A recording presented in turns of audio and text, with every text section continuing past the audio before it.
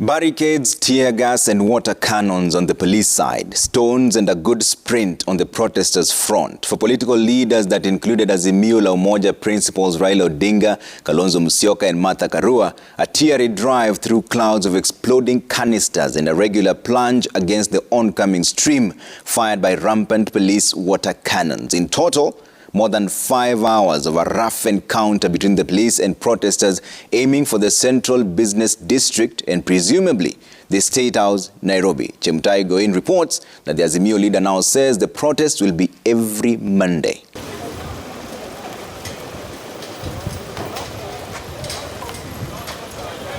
The Serena Hotel bore the hallmarks of a wartime fortress.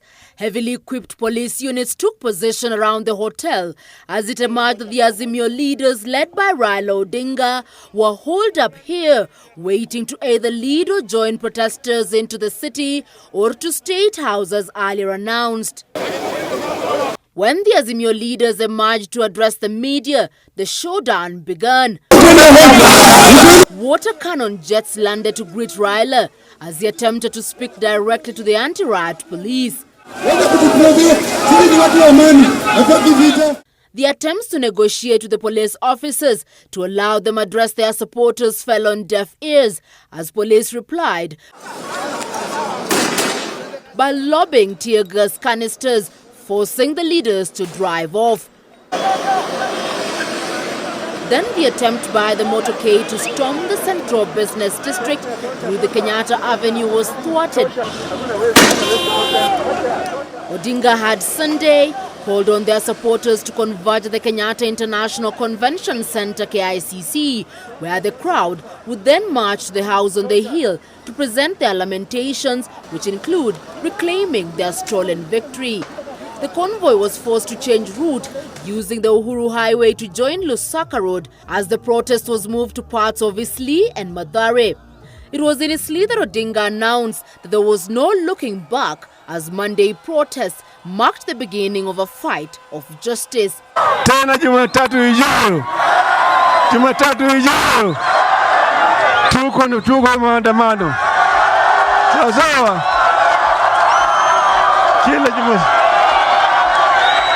Kila Jumatatu. Munaunga mkono. Odinga, while referring to the mass action as an Unga revolution, attracted chants of Unga from the crowds that gathered, saying the demos will not end until the cost of living was addressed. Joining Odinga in the protests were among others his co-principal Karua, Wiper Party leader Kalonzo Musyoka, Roots Party leader George Wajakoya, DAP Kenya leader Eugene Wamalwa, and Embakasi East MP Babu Owino, among others. In his stopover addresses, constantly characterized by tear gas and launching of water canisters, Odinga hit out at the President William Ruto-led Kenya Kwanza government for, among others, ethnicizing the public service, failing to create jobs and overtaxation.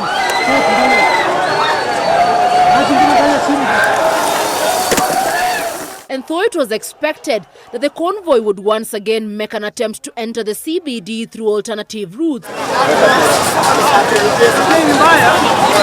since police had barricaded most entry points, including the Museum Hill roundabout, after the Mathare address, the convoy joined Thika Road and snaked its way through Museum Hill overpass to an undisclosed area, marking the end of the day filled with drama and clouds of tear gas. Chemutai Goin, Citizen TV.